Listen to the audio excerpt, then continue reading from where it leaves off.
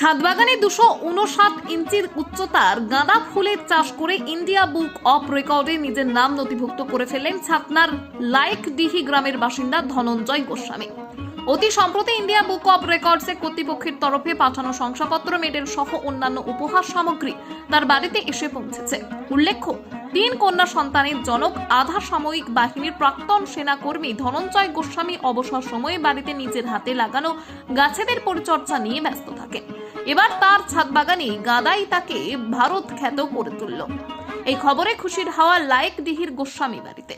লাইকডিহি গ্রামে আমার বাড়ি।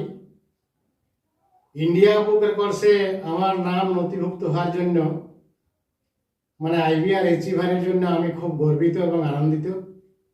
আমার ছাদ বাগানে কিছু গাঁদা গাছ লাগিয়েছিলাম, প্রায় 250 থেকে 260টি, যার মধ্যে 2-3টি গাঁদা গাছ হাইটে খুব লম্বা হয়েছিল।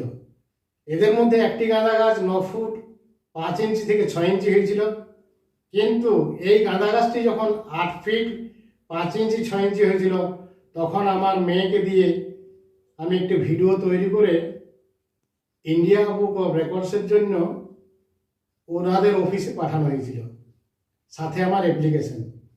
4-5 দিন পরে ওনাদের ওখান থেকে ফোন আসে এবং আমাকে বলেন যে আপনি ইন্ডিয়া বুক অফ রেকর্ডসের জন্য আইবিআর অ্যাচিভার হয়েছেন। আমরা সেই কথা শুনে খুব আনন্দিত হয়েছিলাম। তারপরে আমার নামে এই ইন্ডিয়া বুক অফ রেকর্ডসের বই, মেডেল এবং শংসাপত্র ও সাথে একটি আইডেন্টি কার্ড আছে।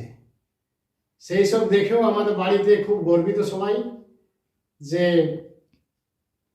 ছাদ বাগানে গাছ লাগিয়ে অত্যন্ত পরিচর্যা করার পর তার কষ্টের একটা ফল পাওয়া গেছে। আমি খুব গর্বিত। বারবার বলছি, সবাই যেন নিজের ইচ্ছে মতো কোনো না কোনো একটা অ্যাচিভার করেন, যাতে ইন্ডিয়া বুক অফ রেকর্ডসে নাম নথিভুক্ত হয়। থ্যাংক ইউ, নমস্কার।